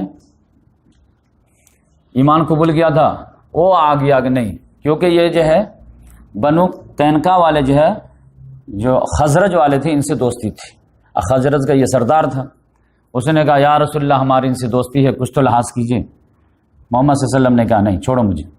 اس نے کہا نہیں ایک چانس تو دیجیے. محمد صلی اللہ علیہ وسلم نہیں چانس نہیں ملے گا. پھر اس نے گریبان میں ہاتھ ڈال کر کے ایک محمد صلی اللہ علیہ وسلم بچوڑا. وہ لمبا چوڑا تھا بھی. محمد صلی اللہ علیہ وسلم چھوڑو مجھے. نہیں چھوڑوں گا، آپ معاف کیجیے اس کو. محمد کہا نہیں میں معاف نہیں کروں گا. پھر انہوں نے کہا نہیں آپ کو کرنا پڑے گا. لیکن آپ سمجھیے کہ محمد صلی اللہ علیہ وسلم جو ہے مدینے میں آ گئے تھے، ایک حیثیت تو حاصل ہو گئی تھی، لیکن آپ جانتے ہیں کہ 100% حیثیت نہیں حاصل ہوئی تھی. اسی لیے میں اتنی تفصیل سے سنا رہا ہوں تاکہ وہ کنفیوژن دور ہو کہ لوگ سمجھتے ہیں کہ محمد صلی اللہ علیہ وسلم مدینہ پہنچتے ہی اسلامی اسٹیٹ قائم ہو گئے. نہیں، وہ اسٹیپ بائی اسٹیپ ہوا ہے، ایک ساتھ نہیں ہوا. ورنہ جو ہے ایک تماچا مارتے اور اس کو جو سائڈ کر دیتے. لیکن لحاظ کرنا تھا کیونکہ اس کے ساتھ جو ہے پبلک ہے، ایک لیڈر ہے، اس کے ساتھ فالوور ہے، تو محمد صلی اللہ علیہ وسلم غم کھا کر کے رہ گئے، جو اچھا بولے سائڈ کر. لیکن محمد صلی اللہ علیہ وسلم نے کہا کہ پارشلی میں معاف کروں گا، ہاں خالی جان بخشی کیجیے، ہاں جان بخش دیتا ہوں. وہ جان کیا بخشنا تھا کہ محمد صلی اللہ علیہ وسلم نے کہا کہ ان کو جو ہے میں جان تو بخش دیتا ہوں، لیکن یہ مدینے میں نہیں رہ سکتے، جلا وطن ہونا پڑے گا، مدینہ تو چھوڑنا پڑے گا. جو ساز و سامان لے جانا چاہے لے جائے، ہتھیار نہیں لے جا سکتے، باقی سونا چاندی جو لینا چاہے لے جائے. تب وہ چلو تیار ہوئے، سب لوگ جو ہے شام کی طرف جا کر کے رہے، اور وہیں جا کر کے کچھ دنوں کے بعد سب مر گئے. تو اس طرح سے جو ہے بنو قریظہ کا، یہ بنو قینقاع کا جو ہے فائل جو نپٹ گیا. اور وہ اپنے ہی خود ہی جو ہے عہد کے خلاف ورزی کیے تو اس کی جو سزا ملنی تھی. اس کے بعد جو ہے وہ ایک آدمی تھا، ہاں ایک ساتھ جو ہے میں یہ جو قیدی آئے تھے اس میں ایک مسئلہ یہ تھا کہ محمد صلی اللہ علیہ وسلم نے جو ہے ابو بکر صدیق رضی اللہ تعالیٰ عنہ سے مشورہ کیا کہ یہ جو قیدی لوگ آئے ہیں تو ان کو کیا کریں. یہ 70 کے قریب، 2 کو تو قتل کر دیے ہیں تو اب 68 تو ہیں، ان کے ساتھ کیا کیا جائے. اور یہاں سے آپ کو سمجھ میں آئے گا خدا اور رسول میں فرق، اور اللہ کا تعارف قرآن کے ذریعے سے، اللہ کا تعارف علماء کرام کے ذریعے سے. تو اس میں جو ہے محمد صلی اللہ علیہ وسلم نے پوچھا ابو بکر صدیق رضی اللہ تعالیٰ عنہ کو کہ ان قیدیوں کے ساتھ کیا کریں. تو انہوں نے کہا یا رسول اللہ یہ اپنے ہی بھائی بندی لوگ ہیں اور بھٹک گئے ہیں، شیطان نے بھٹکا دیا ہے اور ہماری مخالفت پہ آ گئے، تو ان کو جو ہے ایسا کرتے فدیہ لے کے چھوڑ دیتے ہیں. فدیہ لینے سے فائدہ کیا ہوگا کہ کچھ ہمارے بھی جو ہے معیشت کو سہارا مل جائے گا، اور دوسرے نمبر پہ ایک فائدہ یہ ہوگا کہ میں بھی یہ پاسبل ہے کہ یہ جب واپس جائیں گے زندہ تو ہو سکتا ہے کہ اس میں سے کچھ لوگ ایمان قبول کر لیں، پھر ہمارے بازو بن جائیں. کتنا اچھا لاجک تھا، نیت کتنی اچھی تھی. ایگزیکٹ یہی جو ہے نیت محمد صلی اللہ علیہ وسلم کی بھی تھی. اب نہ محمد صلی اللہ علیہ وسلم کی نیت پہ شک کیا جا سکتا ہے، اور نہ ابو بکر صدیق رضی اللہ تعالیٰ عنہ کی نیت پہ شک کر سکتے ہیں. اور نیت اس سے اچھی تو میرے حساب سے ہو ہی نہیں سکتی کہ غریب مسلمانوں کا سہارا بھی ہو جائے گا، اب میں بھی کہ یہ لوگ جو ہے ہمارا حسن سلوک دیکھ کر کے، احسان دیکھ کر کے ایمان ہی قبول کر لیں. لیکن جب محمد صلی اللہ علیہ وسلم نے حضرت عمر رضی اللہ تعالیٰ عنہ سے پوچھا ابن خطاب آپ مشورہ دیجیے کیا کریں ان کے ساتھ، انہوں نے کہا کہ میری رائے ابو بکر کے رائے سے بالکل اپوزٹ ہے. کیا مطلب؟ میری رائے یہ ہے کہ جو ہم میں کا رشتہ دار ہے نا وہ اپنے رشتہ دار قیدی کو قتل کرے، اور ہم کو ہمارا وہ فلاں بھائی ہے نا وہ حوالے کیجیے، ہم گردن اڑاتے ہیں. عقیل کو حوالے کیجیے علی کے، وہ گردن اڑائے. حمزہ رضی اللہ تعالیٰ بھائی کو حوالے کیجیے ان کو، وہ گردن اڑائے. ہر رشتہ دار اپنے رشتہ دار کو گردن اڑائے تاکہ اللہ تعالیٰ کے سامنے ہم پیش کر سکیں کہ اللہ آپ کے محبت کے مقابلے میں ذرہ برابر بھی ہمارے دل میں رشتہ دار کی بھی محبت نہیں. پاک صاف دل ہے. تو محمد صلی اللہ علیہ وسلم کو ہے بہت زیادہ ہے. تو محمد صلی اللہ علیہ وسلم جو ہے ابو بکر صدیقی رضی اللہ تعالیٰ عنہ کی بات مانے. اب بولے کہ فدیہ لے کے چھوڑ دیا جائے. اور فدیہ میں جو ہے کئی اسٹائل اپنائے گئے. 4000 جو سب سے زیادہ ٹاپ تھا، جو بڑے بڑے سردار تھے تو 4000، نہیں تو 3000، نہیں تو 2000، نہیں تو 1000. اب کچھ غریب بھی جو ہے فوجی آ گئے تھے، ان کو کہا کہ بھائی تو کچھ فدیہ ملے گیا، تو انہوں نے کہا ہمارے پاس کچھ ہے ہی نہیں. تو کہا اچھا پڑھنا لکھنا جانتا ہے؟ ہاں پڑھنا لکھنا. تو 10 بچہ کو پڑھا دو، جس روز پڑھنا لکھنا اس کو آ جائے گا تو فری. اچھا ٹھیک ہے چلیے. 1-2-4 کو تو فری میں بھی معاف کر دیے. یہ فیصلہ ہو گیا تو ہر جو ہے صحابہ کرام کو جب یہ غلام بانٹ دیے، قیدی بانٹ دیے. اب بولے کہ اپنے اپنے حساب سے فدیہ وغیرہ ڈیمانڈ کرو جس کو اس کے رشتہ دار وغیرہ. اور وہ جو سہیل بن عمرو تھا وہ خطیب قریش کے نام سے مشہور تھا. اس کے بارے میں تو حضرت عمر نے کہا کہ یا رسول اللہ اس کے تو سب سے پہلے جو ہے نا اگلے 2 دانت توڑیے تاکہ یہ تقریر نہ کر سکے، اور آپ کے خلاف بہت تقریر کرتا ہے. اب دانت توڑ دیں گے تو وہ آواز لپٹ جائے گی، تو تقریر نہیں، اس کا تو پہلے دانت توڑیے. یہ سہیل بن عمرو وہی ہے جو صلح حدیبیہ میں جو ہے معاہدہ کروایا تھا. تو خطیب قریش کہ اس کا تو پہلے دانت توڑیے. لیکن محمد صلی اللہ علیہ وسلم جو ہے حضرت ابو بکر اور اپنا جو انکلائنیشن تھا اس کے حساب سے فیصلہ کر دیا. تو حضرت عمر رضی سوچے کہ ٹھیک ہے بس ہمارا کام تھا مشورہ دینا، دے دیے، قبول ہونا ہو کوئی مسئلہ نہیں. لیکن وہ کہتے ہیں کہ میں جب صبح میں آیا اپنے دونوں دوستوں سے ملنے کے لیے، محمد صلی اللہ علیہ وسلم تھے حضرت ابو بکر سے، تو وہ دونوں زاروں قدار رو رہے ہیں بیٹھ کر کے، وہ بھی رو رہے ہیں وہ بھی رو رہے ہیں. تو میں تو دیکھ کے تڑپ گیا، یا رسول اللہ یہ کیا ہوا، کس وجہ سے رو رہے ہیں؟ کوئی بول ہی نہیں رہے. کہ یار سے بتائیے کیوں رو رہے ہیں، اگر وہ غلطی میں بھی شامل ہوں تو میں بھی رو، اور نہیں میری غلطی نہیں ہے تو کم سے کم آپ کے غم میں غمگین ہو جاؤں، ریزن تو بتائیے. تب محمد صلی اللہ علیہ وسلم نے فرمایا کہ وہ جو کل جو فیصلہ اپنے لیے، اس کے وجہ سے تمہارے ساتھی پر وہ عتاب نازل ہوا کہ سمجھ جاؤ کہ عذاب تو بس جس درخت کے قریب آ گیا تھا میں بال بال بچ گیا. اب آپ سمجھیے، سنسیریٹی سمجھیے. خدا خدا ہے، اللہ اللہ ہے چاہے کتنا ہی نیچے آ جائے، بندہ بندہ ہے چاہے کتنا ہی بلند ہو جائے. ہمارے یہاں سب سے بڑا مسئلہ یہ ہے کہ وہ عام مسلمان اور صحابہ کرام، اور صحابہ کرام اور انبیاء کرام، اور انبیاء کرام اور خدا میں فرق کیٹیگری نہیں کر پاتے. ہر ایک کو ایک برس سے پینٹ کرتے، جس کے فین ہو گئے اس کو خدا بناتے، اس کے ہر بات آخر. دنیا کا سب سے مشکل کریٹیکل مسئلہ یہی ہے کہ خدا کو خدا کے مقام پر رکھو، رسول کو رسول کے مقام پر رکھو، صحابہ کو صحابہ کے مقام پر رکھو، عام انسان کو اولیاء کرام کو اولیاء کرام کے مقام. آج آپ دیکھ لیں خلط ملت آپ کو نظر آئے، اور اس سے جو آپ کا اندازہ ہوگا غلطی کیا تھی. نیت کی تو کوئی غلطی تھی ہی نہیں، اس سے بہترین تو نیت ہو ہی نہیں سکتی تھی. لیکن نیت کی غلطی بعد میں دیکھی جائے گی، پہلے شریعت دیکھی جائے گی. نیت کا جو ہے انما الاعمال بالنیات، اس کا غلط انٹرپریٹیشن ہوتا ہے کہ اعمال کا دار و مدار نیتوں پہ ہے، لیکن اعمال کا دار و مدار جو ہے اکارڈنگ قرآن حدیث پہ ہے. قرآن نے کہہ دیا کہ 4 رکعت نماز پڑھنی ہے ظہر میں، آپ خلوص نیت سے 5 رکعت پڑھیں گے تو اللہ نیت نہیں دیکھے گا. اللہ تعالیٰ نے کہا کہ روزہ جو ہے افطار مغرب کے بعد کر لو، آپ کے ہم عشاء میں کریں گے، ہمارے جو خلوص نیت ہے اللہ نہیں دیکھے. پہلے شریعت، اس کے بعد نیت. اب رسول اللہ صلی اللہ علیہ وسلم رو رہے ہیں، حضرت ابوبکر صدیق رو رہے ہیں، کیونکہ یہ الفاظ محمد صلی اللہ علیہ وسلم کے، یہ جو درخت دیکھ رہے ہو نا قریب، اس سے زیادہ قریب آ گیا تھا عذاب. وہ بھی ایک بچنے کے جو ہے سمجھے کہ کیلا کا چھلکا تھا جس پہ پھسلنے کا چانس تھے، اس کے وجہ سے اللہ نے معاف کیا.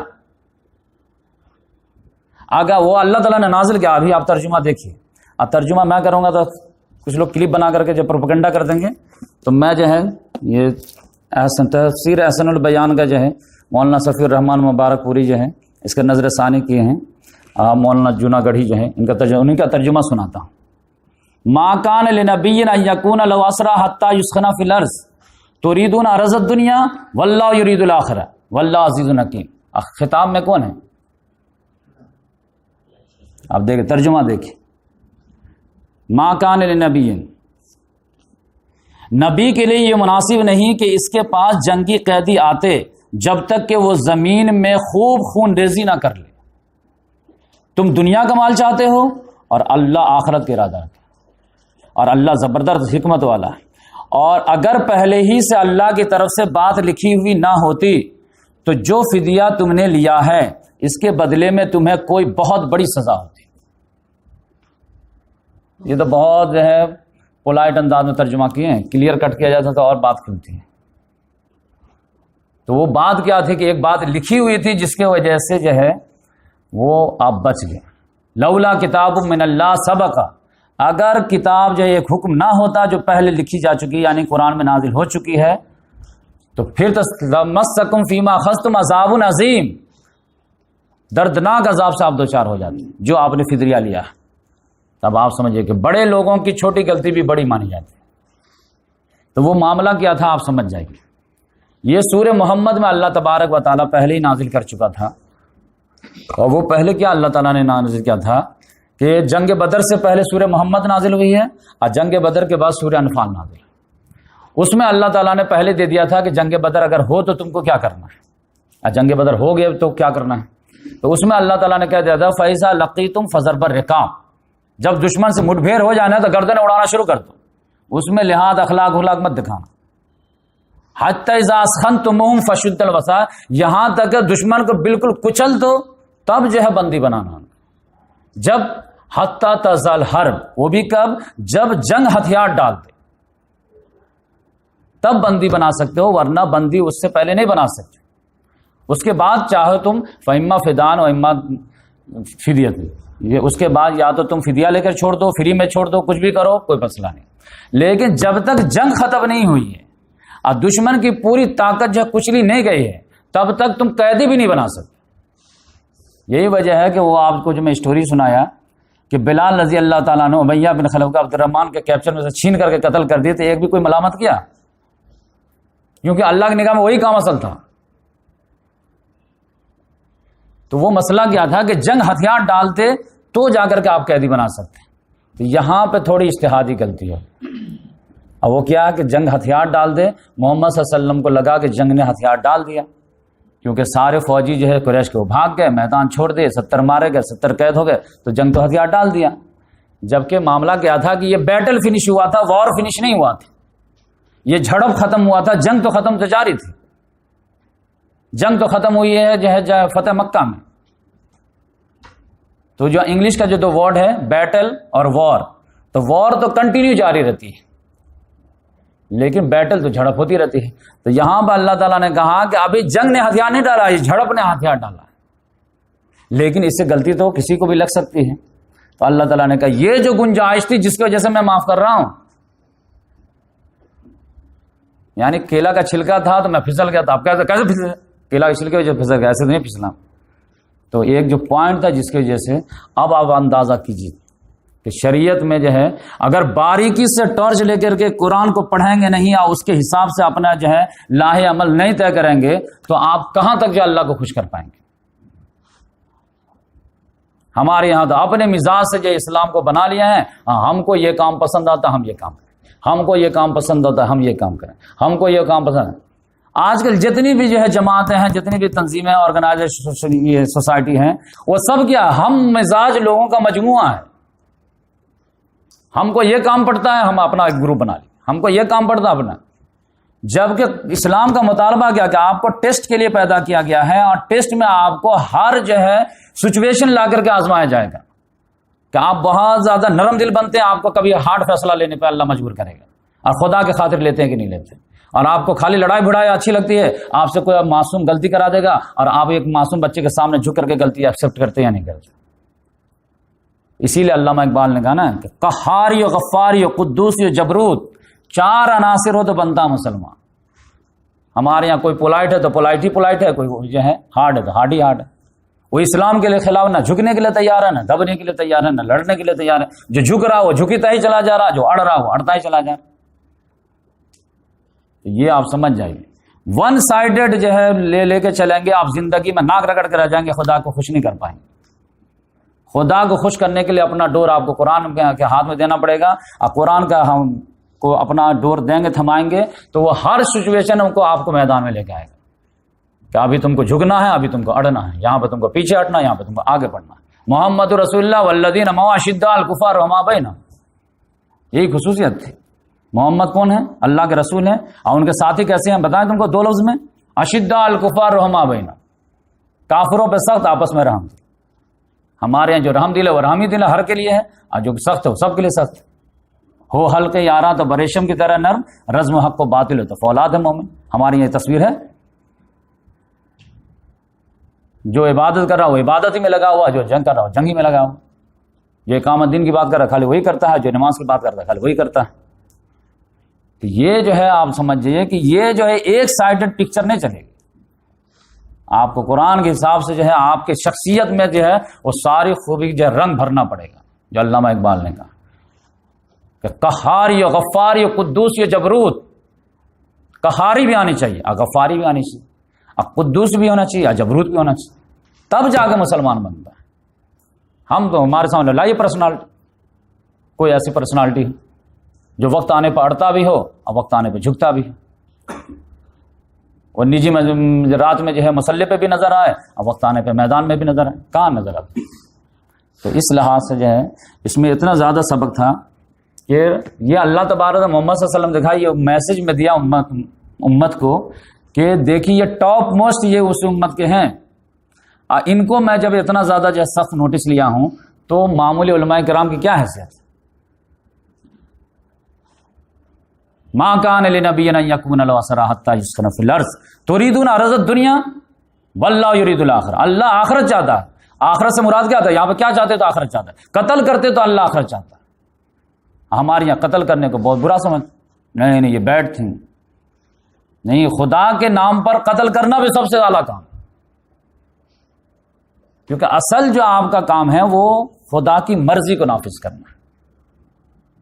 ہم جب کرتے ہیں کہ خلافت کی بات کرتے ہیں تو لوگ کہتے ہیں کہ عرب میں جو ہے اگر جو ہے اسلامی جمہوریت آئے گی تو کہیں جو خلفشار نہ ہو جائے۔ ارے لاکھوں خلفشار ہو جائے اسلام کے ایک حکم کو نافذ کرنے کے لیے، کیا فرق پڑتا ہے؟ حضرت علی رضی اللہ تعالیٰ پورے دور خلافت میں جنگ کیے کہ نہیں کیے؟ تو وہ امن کے چکر میں کہاں پڑے رہے؟ مومن فقط احکام الہی کا پابند، چاہے جنگ ہو یا امن ہو، اس سے ہم کو کیا لینا؟ وہ ہم جانتے کہ وہ اللہ جانے گا، ہم کو وہی کرنا ہے جو اللہ کا حکم بتا رہا۔ ہم اپنے حساب سے نہیں ڈیسائیڈ کریں گے یہ کریں گے تو یہ ہو جائے گا، وہ کریں گے تو وہ ہو جائے گا، تو پھر آپ کا اللہ کے بندے کہاں رہے؟ آپ تو اپنے آپ کے بندے ہوں گے۔ تو اس لحاظ سے آپ سمجھیے کہ محمد صلی اللہ علیہ وسلم کا یہ مسئلہ ہے۔ یہود میں جو ہے ایک بہت بڑا مسئلہ تھا کہ ایک آدمی تھا انڈیویجول، یہ قبیلے کے لحاظ سے تو بنو قینقاع جو تھا بہت خطرناک تھا، اناک میں دم کیا ہوا تھا محمد صلی اللہ علیہ وسلم، تو ان کا تو فائل نپٹ گیا۔ لیکن دوسرا مسئلہ جو آیا، اور آپ کو ایک اور تھوڑا شیئر کر دیتا ہوں۔ حضرت اسامہ بن زید رضی اللہ تعالیٰ وہ کہتے ہیں کہ جب میرے والد جو خبر لے کر کے آئے نا، تو پھر محمد صلی اللہ علیہ وسلم تو لاؤ لشکر کے ساتھ آئے۔ محمد صلی اللہ علیہ وسلم جب لاؤ لشکر کے ساتھ آئے تو ہم لوگ کی کیا کیفیت تھی معلوم ہے؟ وہ رکھتا نا کبھی خوشی کبھی غم، اور یہاں تک کہیں خوشی کہیں غم، کہ محمد صلی اللہ علیہ وسلم جس وقت پہنچے ہیں تو اس وقت ہم لوگ کیا کر رہے تھے معلوم ہے؟ کہ محمد صلی اللہ علیہ وسلم کی سیکنڈ نمبر کی جو بیٹی تھی رقیہ رضی اللہ تعالیٰ عنہا، جو حضرت عثمان غنی رضی اللہ بیوی تھی، اس کو قبر میں دفن کر کے جو ہے مٹی ڈال کر کے ابھی ہم لوگ فارغ ہو رہے تھے۔ اب آپ اندازہ کیجیے، آپ لوگ جب اپنی بچی کے عقیقہ میں شامل نہ ہوں گے نا تو گھر والے سر پہ اٹھا دیں گے کہ یہ لڑکے کو جو ہے بیوی بال بچوں کے حقوق ہی معلوم نہیں۔ یہاں جوان بیٹی اب وہ بیڈ مرض پہ ہے اور یہاں مہم تیار ہے، آپ نے داماد کو بولے کہ آپ مت جائیے، انشاءاللہ آپ کو جو ثواب بھی ملے گا، مالک انعام میں تمہیں بھی ہم آپ کو حصہ دیں گے۔ اور اسامہ جو بالکل پوتے کے مانند تھے ان کو بھی جو ہے روک دیے، تو بھی رہو، ان کا ساتھ دو۔ لیکن محمد صلی اللہ علیہ وسلم اپنا مہم جو ہے کینسل نہیں کی، نہ پسپون کی۔ کیا محمد صلی اللہ علیہ وسلم کو اپنی بیٹی سے پیار نہیں تھا؟ حضرت رقیہ رضی اللہ تعالیٰ عنہ کو بیڈ پہ چھوڑ کے گئے ہیں، اور ایسے چھوڑ کے گئے ہیں کہ آپ جی نہیں پائے گی۔ اور محمد صلی اللہ علیہ وسلم جب آئے ہیں تو جب جنگ بدر کی خوشی تھی تو بیٹی کے جو ہے رخصتی کی غم۔ تو جب تک یہ پورا سیکریفائز کرنے کے لیے اگر آدمی قربان نہیں ہوگا تو اسلامی موومنٹ آگے بڑھے گا ہی۔ اسی لیے قرآن نے کہا نا، یا ایھا الذین آمنوا لا تلھکم اموالکم ولا اولادکم عن ذکر اللہ، اللہ کے ذکر سے جو ہے یہ مال اور اولاد یا تم کو روکنا نہ پائے۔ حقوق ان کے ہیں لیکن اس سے زیادہ تو تم کو اسلام کے ہاتھوں بک چکے ہو، تو ان کے حقوق تو سب سے مقدم ہوں گے۔ تو اس لحاظ سے جو ہے محمد صلی اللہ علیہ وسلم جو ہے بیٹی کے جو ہے کہ پھر اس کے بعد حضرت عثمان غنی رضی اللہ تعالیٰ بہت مغموم رہنے لگے، تو محمد صلی اللہ علیہ وسلم نے پھر سیکنڈ بیٹی سے یہ شادی کر دی ام کلثوم سے، تب جا کر کے وہ تھوڑا پھر خوش ہوئے۔ تو یہود میں جو ایک آدمی تھا اس نے جو ہے ناک میں دم کر دیا تھا۔ اب وہ کون تھا؟ کعب بن اشرف۔ یہ بڑے جو ہے خطرناک آدمی تھا، اور یہ کھلم کھلا بدر کے بعد جو ہے نا مسلمانوں کے خلاف اشعار کہنا شروع کر دیا۔ یہ بہت باڈی بلڈر تھا، خوبصورت بھی تھا، مالدار بھی تھا، سرمایہ دار بھی تھا، ساری خصوصیات، اور اس کا وہ ناجائز فائدہ اٹھا رہا تھا، مسلمانوں کو بہت زیادہ جو ہے چڑھاتا تھا۔ پھر جب جنگ بدر کے بعد جب مکے والے تیار نہیں ہو رہے تھے تو یہ مدینہ سے مکہ چلا گئے، مکہ گیا، اب وہاں جا کر اشعار کہہ کر کے سب کو جو ہے انووک کیا، اب پھر جو ہے جنگ کے لیے تیار کرایا۔ اور اس میں جو ہے حسد کی آگ میں یہ اتنا جلا بھنا تھا کہ آپ سمجھیے کہ یہ کہاں سے کہاں تک نکل گیا۔ ابو سفیان نے ایک مرتبہ اس سے پوچھا کہ آپ ہم لوگ کو اتنا ساتھ دے رہے ہیں اور وہاں پہ ساتھ دینے کی بات کر رہے ہیں، بالکل ہم لوگ فرینڈ بن رہے ہیں، تو ایک بات سیکریٹ پوچھوں؟ آپ پوچھیے، آپ لوگ بھی اہل کتاب ہیں، تو یہ بتائیے کہ ہم لوگ زیادہ حق پہ ہیں یا یہ مسلمان لوگ؟ تو اس آدمی نے کہا کہ نو ڈاؤٹ تم لوگ، وہ لوگ تو گمراہ لوگ ہیں، اس پہ اللہ تعالیٰ غصہ آیا، سورہ نساء میں آیت نازل کر دی، الم تر الی الذین اوتوا نصیبا من الکتاب یؤمنون بالجبت والطاغوت ویقولون للذین کفروا ہؤلاء اہدی من الذین آمنوا سبیلا۔ کیا تم دیکھتے نہیں ان لوگوں کو جس کو کتاب کا ایک حصہ دیا گیا ہے، وہ لوگ جو بتوں پر ایمان رکھتے ہیں، طاغوت پر ایمان رکھتے ہیں، اور ان سے جب پوچھا جاتا تھا کہتے ہیں کہ مومن سے زیادہ ہدایت یافتہ تم لوگ، حسد کے آگ میں یہاں تک پڑ گئے۔ ورنہ جو ہے زیادہ کیا ہے، تھوڑی سے مسلکی اختلاف ہے نا بھائی، سارے رسول کو مانتے آپ کو نہیں مانیں گے، لیکن اب حسد میں کہاں چلے گئے؟ بتوں کو پوجنے والوں کہتے ہیں اہدی من الذین آمنوا سبیلا، زیادہ ہدایت یافتہ ہے۔ تو یہ حسد کا تو کوئی علاج ہے ہی نہیں، تو یہ اللہ تعالیٰ نے، لیکن اس نے پورا تیار کیا ہے۔ اور تیار کرنے کے بعد جب وہ آیا کہا آ جا تم لوگ۔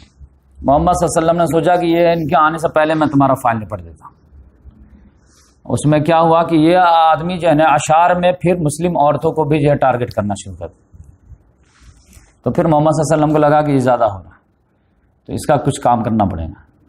تو ایک مرتبہ نجی مجلس میں بیٹھے ہوئے تھے محمد صلی اللہ علیہ وسلم، صحابہ کرام کو بولے کہ کوئی ہے جو اس کا کام نپٹ دے؟ تو محمد بن مسلمہ رضی اللہ تعالیٰ عنہ کہا کہ یا رسول اللہ آئی ایم ریڈی۔ ایک اور صحابی تھے ابو نائلہ، انہوں نے کہا یا رسول اللہ آئی ایم آلسو۔ اب پھر 4-5 آدمی اور بھی بولے، 5-6 لوگ یا 7-8 لوگ تیار ہو گئے۔ تو محمد صلی اللہ علیہ وسلم نے کہا کہ کیسے بھی کچھ کر کے اس کا جو ہے کام تمام کرو، ورنہ یہ جو ہے ناک میں دم کر دے۔ تو محمد بن مسلمہ نے کہا کہ یا رسول اللہ ہم کچھ آپ کے خلاف بول سکتے ہیں کیا اس کے پاس؟ تو محمد صلی اللہ علیہ وسلم نے کہا کچھ بھی کرو چلے گا، جنگ ایک دھوکے کا نام ہے، تو تم کو الاؤ ہے۔ تو پھر محمد بن مسلمہ جو ہے وہاں گئے اور کعب بن اشرف سے ملے۔ اب ہائی ہیلو کرنے کے بعد بولے کہ دیکھو ایک ضرورت کے تحت آئے ہیں۔ تو کہا کیا ضرورت ہے؟ کہا ضرورت یہ ہے کہ یہ جو آدمی ہے نا یہ صدقہ مانگا ہے،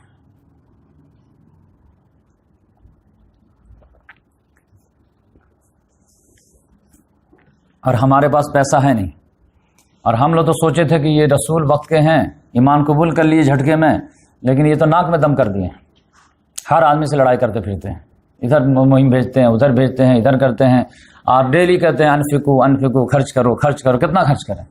غریب ہو گئے، کنگال ہو گئے، سارے لوگ دشمن ہو گئے ہمارے۔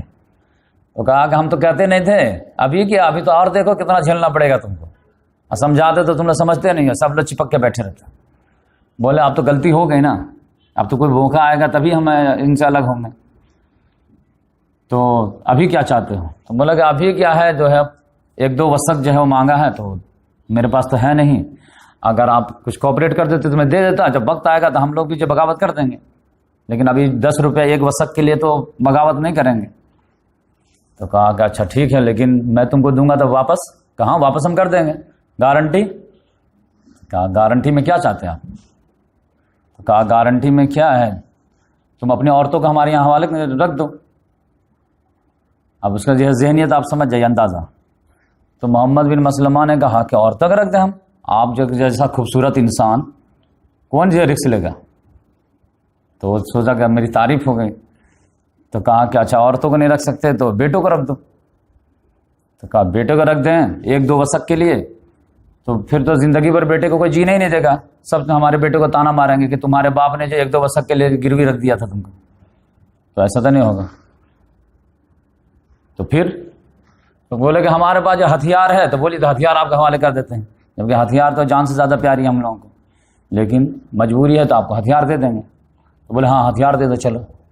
تو بولے ٹھیک ہے ہم لے کر کے آئیں گے تو آپ کو دے دیں گے، آپ کوئی مسلمان دیکھے بھی نہیں تو رات میں آئیں گے، ورنہ دن میں تو کوئی بھی مسلمان دیکھ لے گا کہ کعب بن اشرف سے دوستی ہے تو منافق ہے یہ۔ پھر یہ ہٹے تو ابو نائلہ آ گئے، وہ تو شریکی بھائی بھی تھے اس کے، وہ بھی اسی طرح کی بات کی ہے۔ کہا کیا بات ہے؟ کہا ارے کیا کرے، پریشان ہو گیا 1.5 سال سے۔ کیا پریشان ہو گیا؟ ارے ان پر ایمان نہیں قبول کر لے گی تو غلامی سمجھ لی، کیا مطلب؟ ارے ہمیشہ پیسہ ہی مانگتے رہتے ہیں، یہ کرتے رہتے ہیں، یہ مہم ہے وہ مہم ہے، سب سے دشمنی ہو گئی ہے، ہم لوگ جو سو نہیں پاتے اچھے سے، ڈر لگا رہتا۔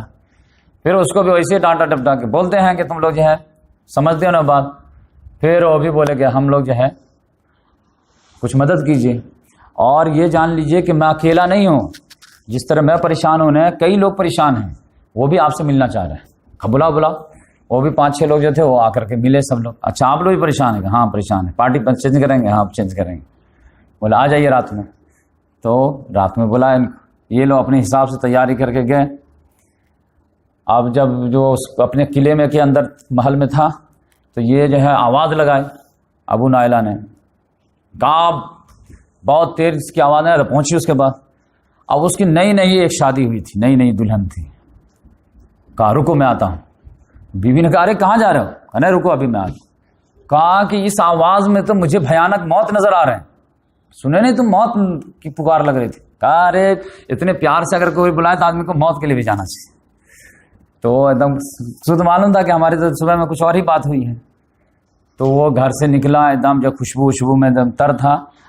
تو جب یہ لوگ ملے تو ابو نائلہ نے محمد بن مسلمہ نے کہا کہ تھوڑا دور چل کر کے بات کرتے ہیں اور آرام سے آج جو ہے بات ہوتی.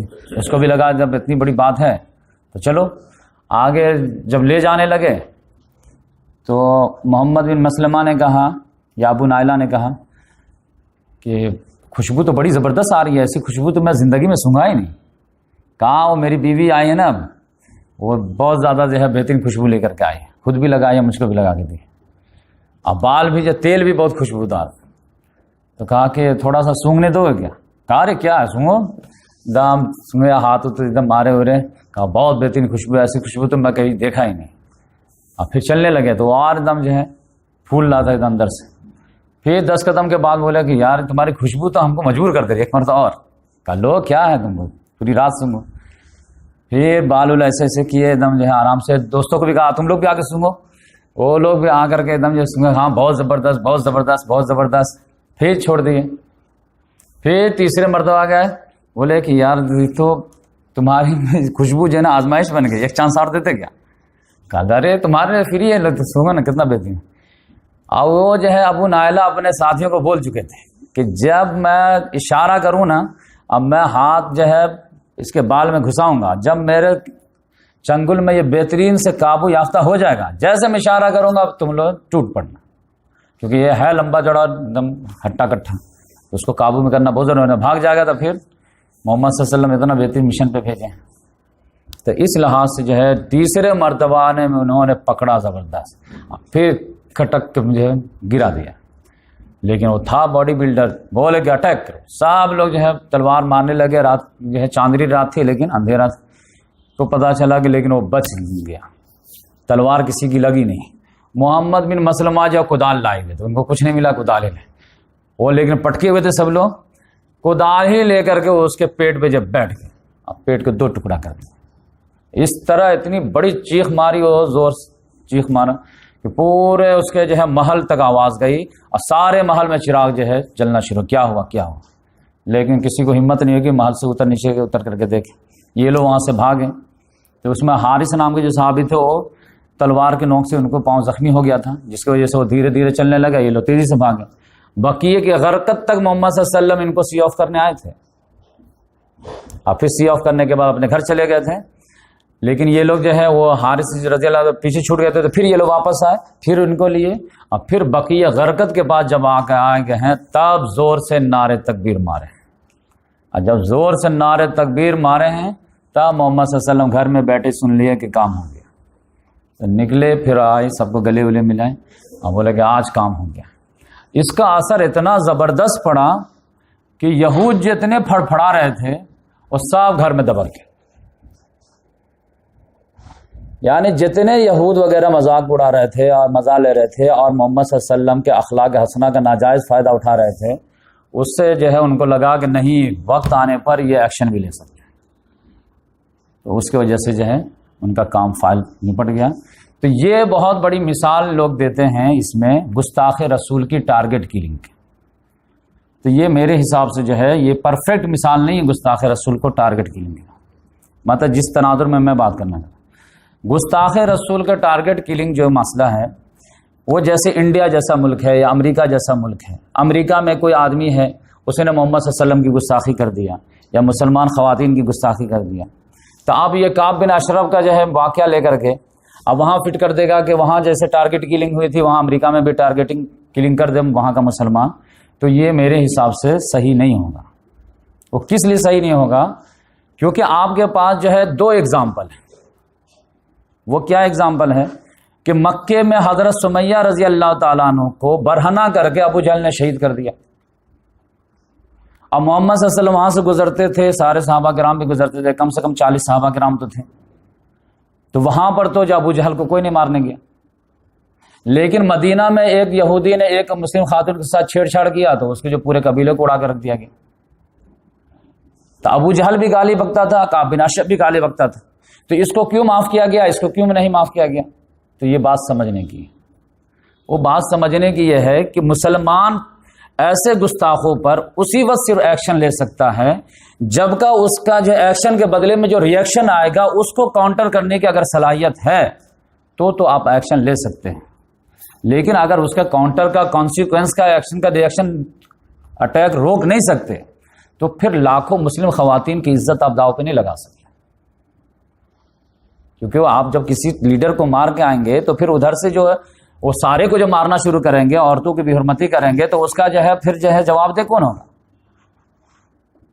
تو اس لحاظ سے آپ سمجھیے کہ اگر امریکہ میں کلیئر کٹ میں ایگزامپل دے گا، امریکہ میں اگر کسی نے گستاخی کی تو امریکہ کے مسلمان پر یہ واجب نہیں رہے گا کہ اس کے ٹارگٹ کلنگ کرے، کیونکہ اگر ایک آدمی کو بھی کر دیا تو پھر پورے امریکہ میں پورے مسلمان کو، وہاں کے رہنے والوں کو جو جینا دوبر کر دیا جائے. لیکن یہ ٹارگٹ کلنگ کعب بن اشرف کے ذریعے سے کی جا سکتی ہے. لیکن یہ کون کر سکتا ہے؟ جیسے کوئی مسلم ممالک کا کوئی نوجوان ہو جو ٹارگٹ کلنگ کر کے پھر جب مسلم ممالک میں آ کر کے سیفٹی کے ساتھ رہ سکے تو وہ کرنا چاہے تو کرے، کیونکہ ان کی عورتیں اور کیا اب اس کی فوج کی جیسے محفوظ ہیں. تو وہ کہہ سکتا کہ میں محمد صلی اللہ علیہ وسلم کی شان میں گستاخی برداشت نہیں کروں گا. لیکن وہ بھی گستاخی ایسا نہیں کہ ادھر سے میننگ نکل گئی تو گستاخی ہو گئے، ادھر سے میننگ نکل گئے تو ہے وہ ہیبیٹڈ گستاخ جو مسلمانوں کے دل پہ ہمیشہ آزار رہتا، فساد فی الارض کا جو حکم چلا گیا. ورنہ کسی نے جو ہے انڈیا جیسا ملک میں تھا، اگر کسی نے جو ہے محمد صلی اللہ علیہ وسلم کو بشر کہہ دیا تو وہ بھی گستاخ، تو کسی نے کچھ کہہ دیا تو وہ بھی گستاخ. آپ کہتے ہیں محمد صلی اللہ علیہ وسلم کو پورا علم غیب نہیں تھا، لمیٹڈ تھا، تب بھی گستاخ.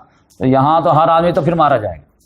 وہ کلیئر کر جو مسلمانوں کے دل آزاری کے لیے جو ہمیشہ جو ہے کچھ نہ کچھ پروپیگنڈا کرتا رہتا ہے، ایسے گستاخ کو یقینی باتیں ٹھکانہ لگایا جائے گا جیسے کعب بن اشرف کو لگایا گیا. لیکن اس وقت لگایا جائے گا جبکہ اس کے کنسیکوینس کو آپ کو برداشت کرنے کی صلاحیت ہو. تو اس لحاظ سے میں سوچا کہ لگے ہاتھوں جو ہے اس مسئلے کو بھی کلیئر کر دوں. اس کے بعد جو ہے جنگ احد جو ہوئی ہے اس میں وجہ کیا بنی لاسٹ، وہ کیا تھا کہ صفوان بن امیہ، گرمی کا موسم تھا اور گرمی میں یہ لوگ شام جاتے تھے تجارت کرنے کے لیے اور ٹھنڈی میں جاتے تھے یمن تجارت کرنے. اب جو صفوان بن امیہ کو ایک تجارتی جو ہے پیسہ وسا دے کر کے تیار کیا گیا کہ تم لے کر کے جاؤ اور پیسہ کما کر کے آؤ، ایسے بیٹھے رہیں گے تو کیسے کام چلے گا. اس نے کہا بھائی یہ جو شام کا جو جانے والا راستہ ہے بدر، اب پورا ساحل سمندر یہ تو پورا جو ہے کیپچر بائی مسلم ہے. اب وہاں کے ساحل پہ جو ایریا میں رہنے والے لوگ ہیں وہ لوگ بھی ان سے دوستی کر لی ہیں. تو اب ادھر سے تو بھول جاؤ، ادھر سے تو تم جا ہی نہیں سکتے، جاؤ گے تو قافلہ نہیں بچے گا. تو کہا کہ ایسے تو بھوکے مر جائیں گے، ہمارا تو پورا بزنس ہی پہ ہے. تو پھر کسی نے مشورہ دیا کہ بھائی کیا کرنا چاہیے. تو کیا کرنا چاہیے تو دیکھو جیسے مکہ ہے، آگے مدینہ ہے، پھر شام ہے، لیفٹ سائڈ میں ریڈ سی ہے، تو ریڈ سی کے ہوتے ہوئے بدر جیسے کسی نے مشورہ دیا کہ رائٹ سائڈ سے نجد ہوتے ہوئے عراق ہوتے ہوئے شام میں انٹری کر لو. یہ مدینہ سے بہت دور ہے، نجد کا ایریا پورا ریگستان ہے، تو ادھر سے لے جاؤ. اب ادھر سے مکے والے راستہ جانتے نہیں تھے، کہا نہیں جانتے پھر بھی جانو، مصیبت پڑتی ہے تبھی آدمی جانتا ہے، ادھر سے لے کے جاؤ سیفٹی ہو جائے گی. تو یہ ابو صفوان جو ہے بڑا سا قافلہ تجارت کا تیار کیا اور لے کر کے آگے بڑھا. وہ بات جو ہے کسی طرح لیک ہو گئی. وہ لیک کیسے ہوئی؟ وہ دو آدمی تھے، دو دوست تھے، اس میں سے ایک مسلمان تھا ایک مسلمان نہیں تھا. اور جو ہے اس میں نعیم بن مسعود جو آدمی تھا وہ مسلمان نہیں تھا. اور وہ دونوں ایک محفل میں شراب پی رہے تھے اور اس وقت شراب کا حکم ابھی بینڈ نہیں آیا تھا. وہ شراب پی رہے تھے. نعیم بن مسعود نام کا جو آدمی تھا وہ شراب کے نشے میں جو ہے وہ اولفل بکنے لگا. اسی میں وہ راز کھول دیا کہ ہمارا ایک قافلہ شاندار جانے والا ہے اور آئے گا تو پھر جو ہے ہمارا پرابلم سارا دور ہو جائے گا اور ادھر سے تم روکو گے تو ہم ادھر سے چلے جائیں گے. یہ صاحب جو تھے نام بھول رہا وہ پورا کیچ کر لیے. اب فوراً جو گھوڑا لے کر کے دوڑا دیے محمد صلی اللہ علیہ وسلم کے پاس. یا رسول اللہ آپ قافلہ ادھر سے نہیں ادھر سے جانے والا. کہا اچھا ایسی بات ہے کہ ہاں کیسے اس سے سنا. محمد صلی اللہ علیہ وسلم نے زید بن حارثہ کہ کھڑے ہو جا. 100 لوگوں کا سوار دیے. اب بولے کہ جا کر کے نجد میں کاؤنٹر کر کے آؤ. اب ان لوگوں کو تو پتا تھا کہ ادھر تو کوئی چھیڑنے والا ہے نہیں، آئیے لو اپنے غفلت میں مستی میں جا رہے ہیں، ادھر جو 100 سواروں کے ساتھ جا کر کے کیپچر کر لیے. تو صفوان تو بھاگا کسی طرح سے جانو ان بچا کر کے، سارے مال غنیمت وغیرہ لوٹ لاٹ لے کر کے آ گئے. اب یہ خبر جب مکہ میں پہنچی ہے تب تک بھائی جو ہے دونوں ناک بند کر دیں گے، تو کیسے منہ بھی بند کر دیے، ناک بھی بند کر دیے، اب تو سانس لے گا کہ نہیں لگا. تو یہ ڈیسپریٹ سچویشن تھی جس کی وجہ سے جو ہے اس نے کہا کہ بھائی اب 2 ہی چارہ ہیں، یا تو مسلمانوں کو جھک کے سلام کرو، معاہدہ کر لو، یہ تو ہو نہیں سکتا، یا پھر چلو 2 4 ہاتھ کر لو، یا ہم رہیں یا وہ رہیں، ورنہ بدر کو تو فری کرنا پڑے گا، ورنہ ہمارے شہرک پہ وہ بیٹھ گیا. تو یہ وجہ تھی جس کی وجہ سے 1 سال کے بعد احد میں آئے، اور وہ کیا ہوا انشاءاللہ میں آپ کو نیکسٹ ہفتے بتائیں گے. تو یہ آپ دیکھیں کہ کتنا تفصیل سے جو ہے میں آپ کو بتا رہا ہوں، اور یہ سب رحیق المختوم میں لکھی ہوئی بات ہے، لیکن یہ عالم لوگ جو ڈر سے چھپاتے رہتے، بتاتے نہیں رہتے. کہیں کیوں؟ کہیں جو ہے دین کو غالب کرنے کا آئیڈیا نوجوانوں کا نہ مل جائے. مسئلہ یہ ہے، پھر ہمارے بادشاہت کو جو ہے حالت خراب نہ ہو جائے، پھر ہمارا آقا کدھر جائے. جبکہ لقد کان لکم فی رسول اللہ اسوۃ حسنہ تھا، اس میں کہاں اسوۃ حسنہ؟ ہماری جو جنگ اتنی ہوئی کس لیے ہوئی؟ مال غنیمت کے لیے ہوئی یا کشور کشائی کے لیے ہوئی یا دین کو غلبے کے لیے ہوئی؟ تو لقد کان لکم فی رسول اللہ سے بس آپ ایک سوال پہ اگر دماغ دوڑائیں گے نا کہ یہ لقد کان لکم فی رسول اللہ اسوۃ حسنہ کس پارے میں کس سورے میں ہے، آپ کا دماغ وہیں کلک ہو جائے گا. یہ جنگ احزاب کے چیپٹر میں اللہ نے نازل کیا ہے، جب پیٹ پہ 2 پتھر بندھے ہوئے تھے اور پورا عرب امڑ آیا تھا کہ اس کو تو ہم ختم کریں گے. سوال آپ کیجئے اپنے ذہن میں کہ محمد صلی اللہ علیہ وسلم سے 12,000 لوگ دشمنی کس بیس پہ کیے تھے؟ زمین جائیداد کی جھگڑا تھا یا دین کا تھا؟ دین میں بھی کس کا تھا؟ نماز روزے کا تھا یا دین کے غلبے کا تھا؟ مدینے میں تو آ گئے تھے نا آرام سے. تو یہ جو کیروان روٹ جو ندد میں جا کر کے چھیڑ رہے ہیں اور ادھر کر کیوں کر رہے ہیں؟ کیونکہ سورہ انفال میں ہی اللہ تعالیٰ نے پھر وارننگ دے دیا تھا کہ وقاتلہم حتی لا تکون فتنہ ویکون الدین کلہ للہ. قتال جاری رکھو جاری رکھو جاری رکھو حتی لا تکون فتنہ، یہاں تک کہ فتنہ ختم ہو جائے، ویکون الدین کلہ للہ، یہاں تک کہ دین کل کا کل ہو جائے. جبکہ میرے حساب سے سینٹینس میں یہاں پہ کچھ اور ہونا چاہیے تھا. سینٹینس اصل میں کیا بنتا جو ہم لوگ سمجھتے ہیں کہ وقاتلہم حتی لا تکون فتنہ، قتال جاری رکھو یہاں تک کہ فتنہ ختم ہو جائے. اور پھر اگلا سینٹینس کیا ہونا چاہیے؟ یہاں تک کہ دشمن بالکل ملیا میٹ ہو جائے تب تک جاری رکھو. لیکن اللہ تعالیٰ نے یہ نہ کہا کہ دشمن ایک ایک جب تک ختم نہ ہو جائے تو قتال جاری رکھو. نہیں، یہ ٹارگٹ نہیں ہے، دشمن کو ختم کرنا اصل ٹارگٹ نہیں ہے. اصل ٹارگٹ دین کے غلبہ ہے، اور دین کے غلبے میں جتنا جو ہے دشمن بنے گا وہ سب کو نپٹا جائے گا.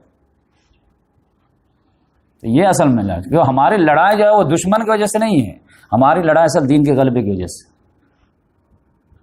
یہ اصل جو بچوں کو اگر آپ سمجھا دیں گے کہ دین غلبہ میں نہیں رہے گا نا تو دین ہے نہیں، وہ مذہب بن جاتا.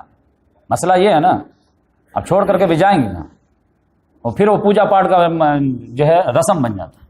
اور پھر اس سے آپ جاتے کہ وہ دین کا جو شاہانہ دور کیوں نہیں آتا، عدالت عمر کیوں نہیں قائم ہوتی، اور صداقت صدیق کیوں نہیں قائم ہوتی.